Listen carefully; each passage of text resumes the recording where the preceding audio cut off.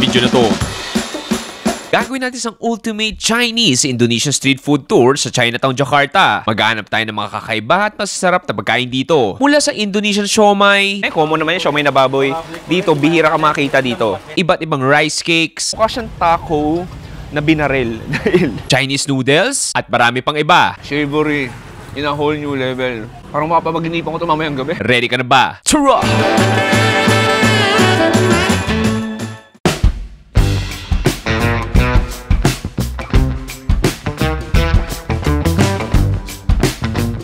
Okay, pare, isang magandang umaga dito sa Glodok, Chinatown, dito sa Jakarta, Indonesia. Pause for this episode, gagawin natin isang ultimate Indonesian Chinese food tour. So, hindi naman nakastrikto sa mga Chinese food lang. Siyempre, marami ka pa rin makikita Indonesian food dito. So, try natin to eat as many as possible makikita natin. Anyway, dito sa Glodok, Chinatown, parang ito yung version na ng Binondo.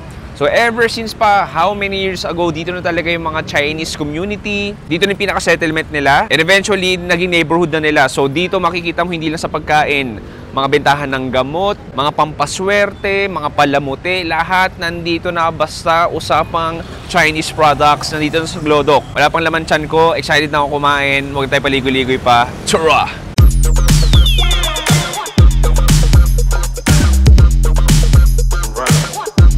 Meron tayo ditong siomai, pero dito sa Jakarta, diba sabi ko sa inyo, Muslim-dominated tong syudad na to. Meron tayo ditong siomai, pero baboy. Sa Pilipinas, common naman yung siomai na baboy. Dito, bihira ka makita dito. Anyway, it makes sense dahil sa Chinatown tayo and yung mga Chinese kumakain man ng pork. So, order na tayo. Babi? Babi ini. Siomai babi. Okay, satu. Satunya Satu, 5,000. 5,000. Okay. Makan di sini? Makan. Okay, marunong na ako. Okay, so ayan, kukuha siya ng plato. Ayan, so makikita mo, ito marami ka pagpipilian. Okay, satu. Pare, ini kentang. Okay, satu, patatas yan. Iya. Ito ang palaya. And Ini then, kulitnya. no. Tomai. Yeah, siomai. Okay, this one. Yes. What's this? Skin? Ini Skin? Ya. Potong ayan, so gugupitin niya muna. Potong. Okay, so ginugupit niya para mas madali kainin. And then, ito na yung mga magical flavorings lalagyan ng peanut sauce. It goes in. Okay. And then, that's ketchup mayonnaise. That's sweet soy sauce dito sa Indonesia. Chili sauce, of course, on the side. Okay. Calamansi for extra citrus flavor. Uy, pinatakan niya na. What a chef. Okay, pare, tikman na natin. Siomai. Siyempre, sa Chinatown ka. Sige, tikim muna tayo. This one. Ito yung may ampalaya. Cheers.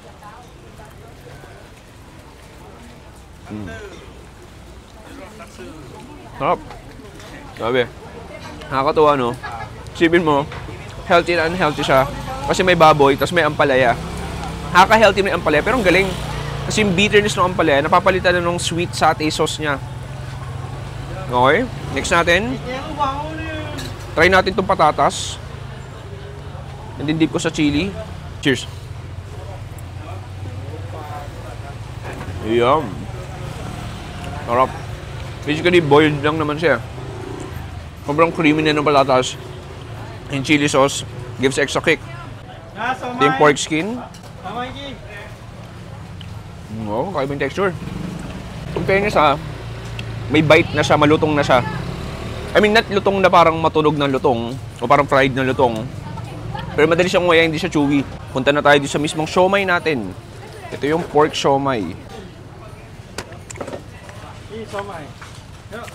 Oh, sarap. Ang masarap dito, yung peanut sauce eh. Yung siomai din nila masarap. Medyo fatty siya, may konting bounce. Oh, that's nice. Ang galing. Nakaka-miss lang talaga dito kasi yun nga sabi ko sa'yo, Muslim-dominated to. Bihira ka makakita ng binibentang baboy na pagkain sa kalsada.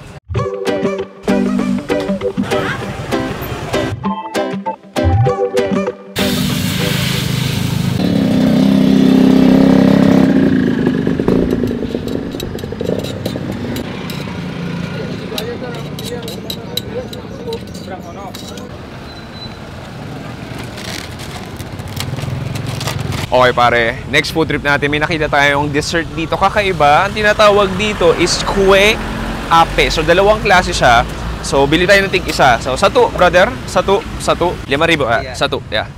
Ayan, so, para siyang pancake basically. So, may dalawang klase. Yung isa, para siyang UFO na may pandan. Ito naman kakaiba, tignan mo. Kakaiba, oh. Kakaiba, pare. Thank you. Okay, sige, Pop. Simulan muna natin dito. What do you call this? What's the name? Kue Jaringa Balaba. Ito yung Kue Jaringa Balaba. So, basically, feel ko hindi na to Chinese. Pero, grabe, no? Ano ba yung tsura? Mukha siyang taco na binaril. Dahil, butas-butas na siya. Sige, tikman natin. Cheers.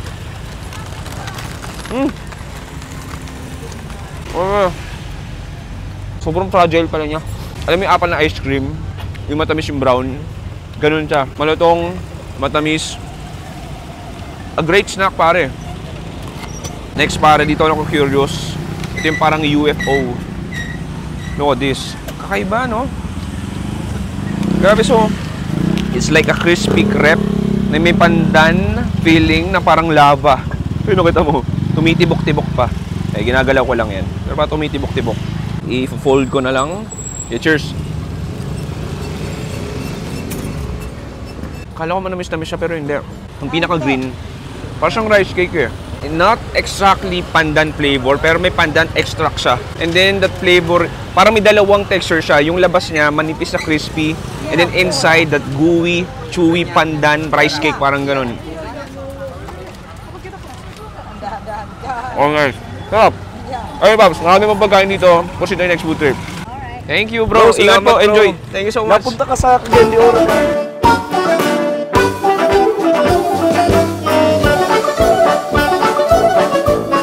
Okay, Pops, ito yung nasi champur natin na noodles. So, very Chinese, Indonesian na to. Ayan si Kuya, ginagawa niya yung noodles dito. Okay.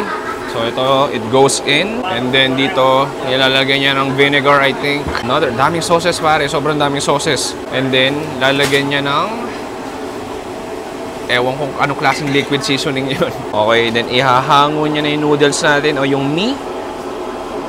Okay. It goes in sa ating bowl. Halo-halo niya. Ilagyan niya ng ground pork, ilagyan niya ng chicken niya.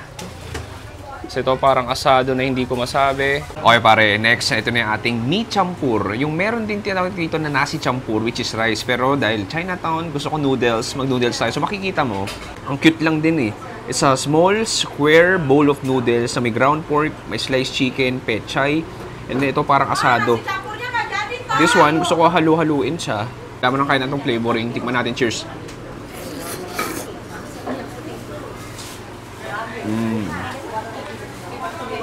Yum. Sarap. Ketchup manis, lasang-lasa ko. May konting lasa ng vinegar.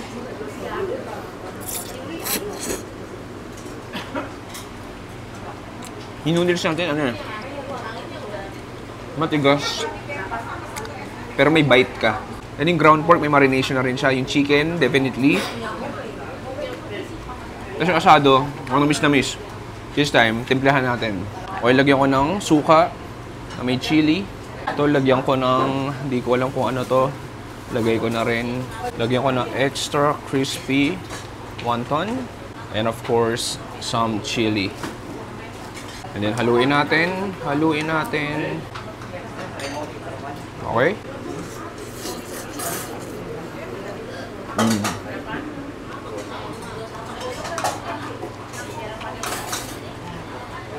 Oh, lintik na sarap. Alam mo, simple niya, pero ang sarap eh. This one parang salted fish na medyo may lutong. Yung vinegar nagpatulong. And then yung spicy sauce, syempre, gives extra heat.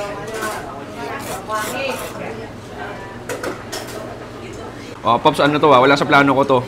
Nakita ko lang to from labas na maraming kumakain at di ako nagsisisi. Pero marami pang pagkain dito. Proceed tayo next food trip.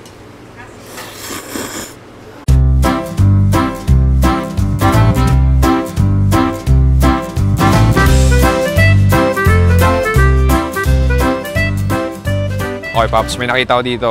Very spontaneous lang. Martabak manis. So, nagkain din ng martabak malalaki. Ito maliliit lang. Ayan, so makikita mo, ang init pa. So, ito yung parang version nila ng pancake. So, ito, manis means matamis. Uy, nice. Look at that. So, may peanut siya, chocolate, tapos panigurado butter or margarine nila. Tingnan natin. Cheers. Abis! Coklat kacang. Simple. satisfying, sweet, peanutty, chocolatey. And then, yung pinaka-pancake natin, sarap, malambot, moist. Sobrang ma-margarine siya. In fairness, hindi siya sobrang nakakumay ko tulad sa last time. Ito medyo sakto lang yung margarine niya. Ito, Pops, siyempre hindi na ito Chinese. Pero dahil parang binondo, di ba? May mga Philippine Chinese food na rin. Sama-sama sa isang area. Kumain na rin tayo sa mga gat.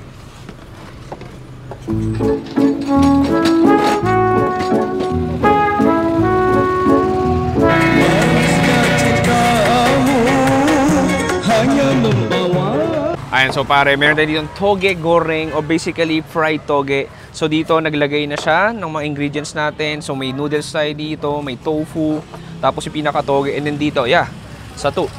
And then ito may puso dito, parang rice cake. Ilalagay dito. And so hinahati-hati niya. Ayan, so ilalagay niya dito sa ating plato. Uy, nilagay yung extra water. And then, ayan yung sauce natin nilagay. Ketchup mayonnaise goes in. And of course, chili. Kailangan natin ng chili. Okay, Pops, tikman na natin itong toge goreng ni. Toge goreng, so makikita mo, grabe na overflowing siya. So may ketchup mayonnaise tayo, sweet soy sauce. Tapos yung pinaka-peanut sauce niya. Sige, may tofu tayo din dito. Haluin ko konti. Chili sauce, meron din yan. Sige, kuha tayo. Hirap kainin, ang dami. Cheers!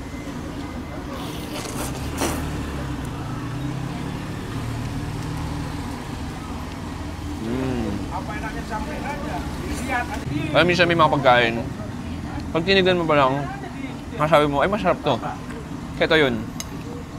It's just ultra rich and savory. That peanut sauce, parang siya naghalo dun sa parang hindi ko alam. May chicken broth po yun, parang nagmix siya. So yung peanut sauce mo medyo naging watery siya. Yung noodles natin, chewy. Patatas nandun. And of course, yung toge pare. Nagbibigay ng extra crunch, extra flavor. Sarap. Ano naman ba ito? Nasa gilid lang, side of the road. Tapos yung ganyang kalit na tindahan, gumagawa na ng gantong masterpiece. Nakalimutan kong magitin. May mga tofu din siya. One of the most surprising dish na natikman ko. Yung masasabi ko, pare, hype sa sarap.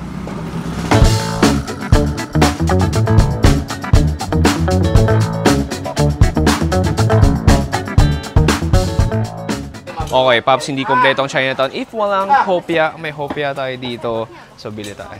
Sige, wait lang. Di ko lang alam kung alin flavor yung hopia nila, pero tikim na rin tayo. Sige, so makikita mo dito, Pops. Ayan, ang lalaki ng hopia nila, parang mga hockey puck. Hello, satu. What's this inside? What's inside? Kachang? Durian? Okay. What this one? Pineapple? Okay, satu. Durian? Durian, this one. Pineapple. Okay. Bera pa? Dua bila? Okay, Pops. It's time to eat our hopia. Ang laki ng hopia nila dito, no? Diba? Kahit na makita mo. Ang laki. Sige, bukulatin natin. Hindi ko alam anong flavor to. Ay, malutong yung hopia nila. Ito yung pineapple. Naku. Gustahan tayo, masarap to.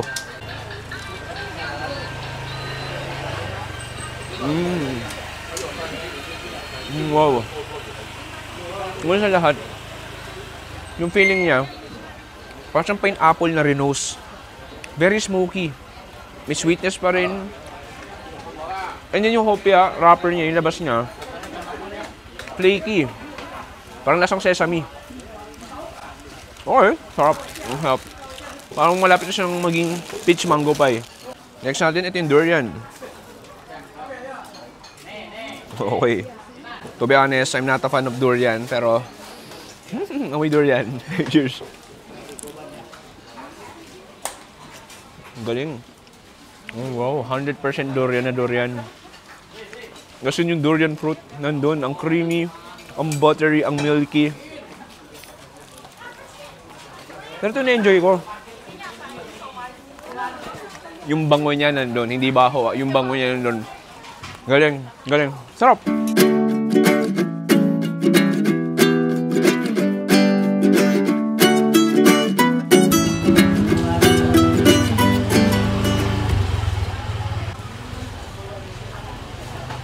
Pops, meron tayo dito nakita otak-otak sa basilan. Meron din ito. So, makikita mo.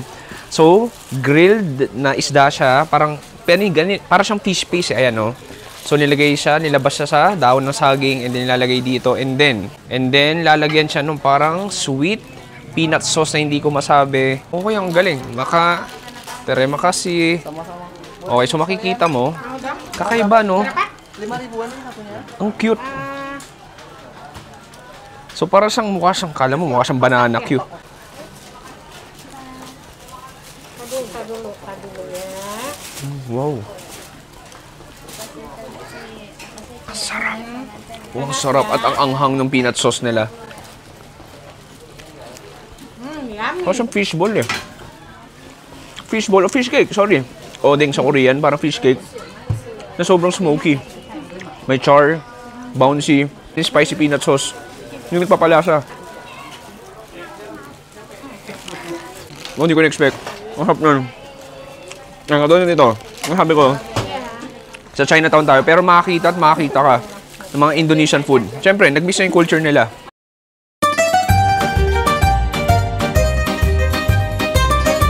Okay, so Pops, ito naghihiwa si Kuya. May tofu, may lumpia, parang may meatballs din. Saya tahu gue. Chongpan ya. Chichongfan. Ito yung chichongfan natin. Langsung aja. Yeah, lahat. Langsung lahap. Pedas, pedas. Yeah, pedas. Bawang goreng. Wow, Pakai wijen. pasikat to. Ang daming pinaglalagay. Okay, next pare, ito yung chichongfan. Grabe, overloaded. Makikita mo, may fried onion side dito. Yung pinaka chichongfan o rice cake natin. May fish balls. Meron nakitang parang meatballs. Sige, bahala na. Tikman ko na yung chichongfan. Tikman natin, cheers.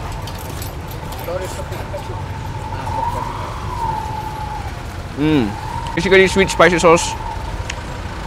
Yan yung fried bawang. Yan yung fried onions yung nagpapatulong. Extra crunch, extra flavor. Chichongfan natin. Sobrang chewy. Parang rice cake lang. Gusto ko tumigam ng iba. Ito, parang meatball.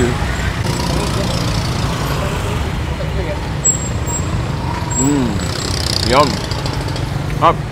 Basically, just a fun, colorful, playful food ng daming ganap. And then yung sweet, spicy vinegar, yun yung nagpapalasa. Ito lumpia. Masarap. Nakakatawa din sa Chinatown. Maglakad-lakad ka lang, parang Binondo.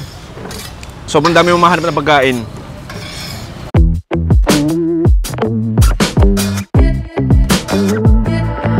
Now I'm so fine. You look at me when I say. Okay, Pops, meron tayo ditong street food na gado-gado complete ang tawag. So dito, nagpa-pound si Mami ng chili, nilagyan niya ng betchin, nilagyan niya ng parang peanut sauce, I think. Yeah. So nagkakat siya ng kalamansi. And then pinapound niya. Uy. Okay. Pinound niya yung kalamansi. Lagyan niya ng water. Water goes in.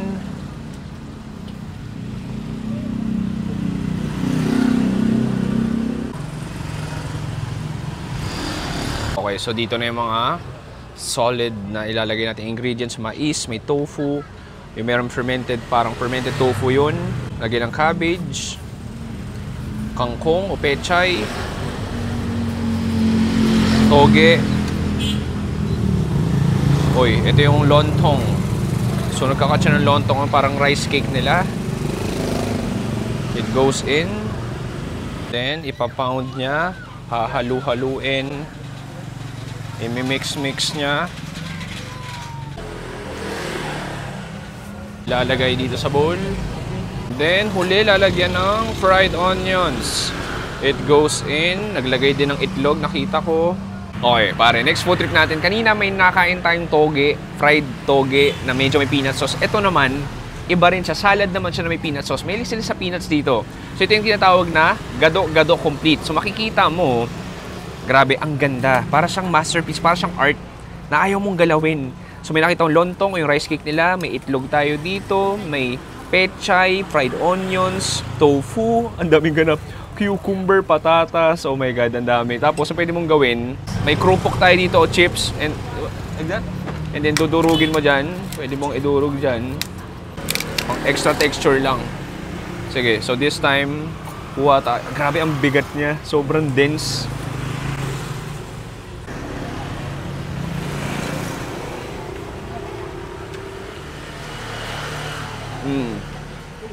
Oh, that's just like savory in a whole new level. Parang mapapaginipan ko ito mamayang gabi. Ang sarap, pare. Just ultra rich, spicy, sweet, peanutty. A lot of textures. Yung rice cake, yung lutong ng chips, cucumber, pechay, toge. Oh my God, ang daming ganap. Ayun, na sinasabi ko. Cheers!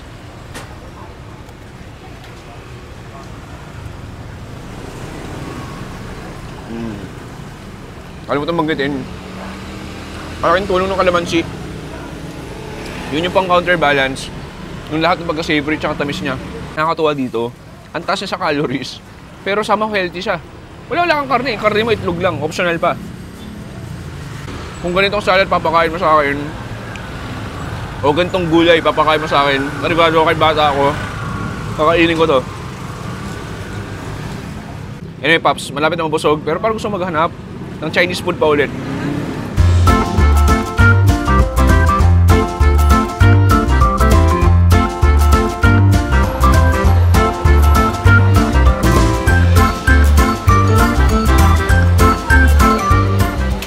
Okay, Pops, last food trip natin, ito yung tinatawag na Kote Shantung Ling. So basically, gyoza siya or dumplings. So makikita mo, ito makita parang siyang steam fried. So itikman mo natin walang sauce.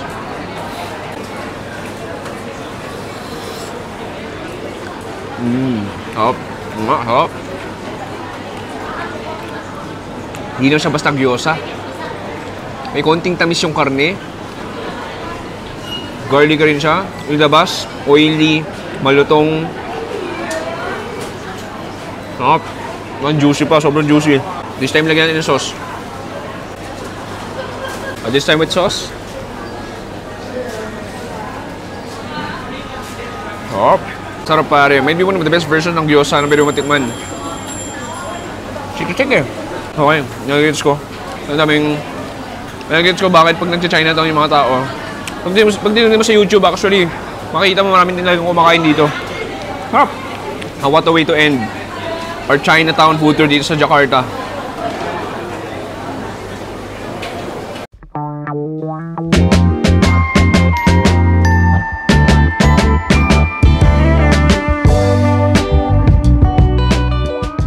Okay, para dito nagtatapos sa ating Jakarta Chinatown food tour. Sana nag-enjoy kayo doon.